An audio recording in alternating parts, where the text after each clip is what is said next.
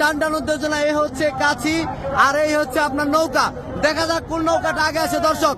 দুইটা কিন্তু টান টান উত্তেজনা দর্শক মন্ডলী।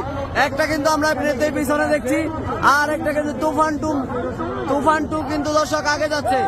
এই যে কাছি ধরে ফেলবে, এই যে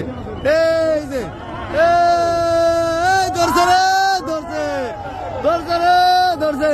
প্রথম কিন্তু হয়ে গেল তুফান টু, এখন আসতেছে হচ্ছে তুফান মেল। আসলে দুঃখজনক ব্যাপার, আর খেলায় হার জিত থাকবে, এটাই বাস্তব।